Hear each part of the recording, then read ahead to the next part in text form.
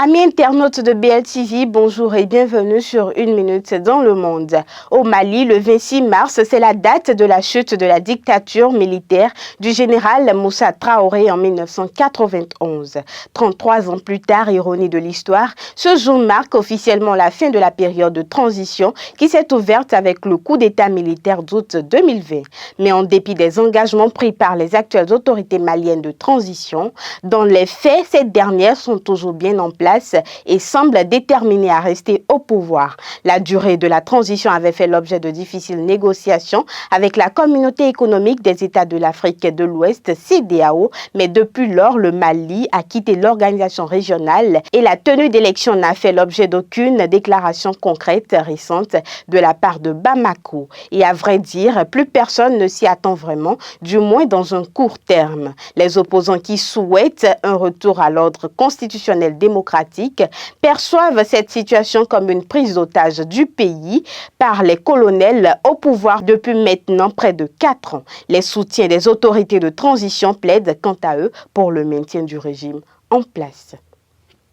Au Togo, le projet de loi de révision constitutionnelle a été adopté ce mardi par les députés. Le texte propose le passage du régime présidentiel à un régime parlementaire. Cette proposition a provoqué de nombreuses réactions dans la classe politique et la société civile, alors que les prochaines élections législatives doivent avoir lieu dans moins d'un mois et le mandat des députés est arrivé à terme depuis la fin de l'année dernière. C'est aux alentours de minuit que la nouvelle loi constitutionnelle a été votée à bulletin secret à 89 voix pour, une contre et une abstention. Elle fait passer le Togo, qui était un régime présidentiel, à un régime parlementaire. Ainsi, il n'y aura plus d'élections présidentielles au Togo. Désormais, l'exécutif est composé du président de la République qui dispose de pouvoirs symboliques. Il est le garant de l'unité nationale et de la continuité de l'État. Il n'est plus élu par le peuple, mais par le Parlement réuni en congrès pour un mandat unique de 6 ans. Après l'élection présidentielle au Sénégal, le président français Emmanuel Macron adresse ses félicitations à Bassirou Diomaye Faye pour son élection comme président de la République du Sénégal. Je cite, « Je lui adresse tous mes vœux de réussite et me réjouis de travailler avec lui ». Fin de citation.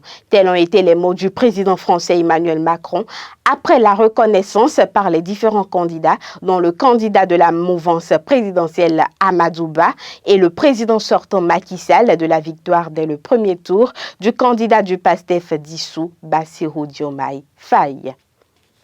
Pour finir, dans l'est de la RDC, la ville de Béni est à nouveau en deuil après le massacre d'une douzaine d'habitants par les rebelles des ADF.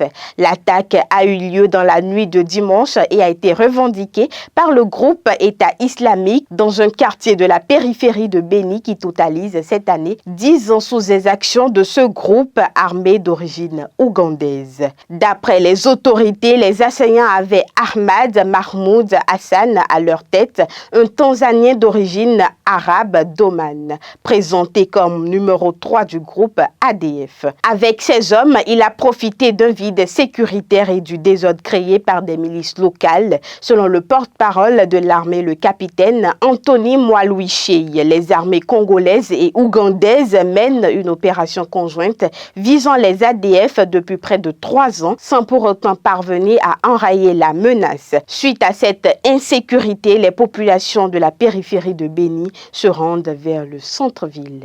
Ce sera tout pour aujourd'hui. Merci de nous avoir suivis et à demain.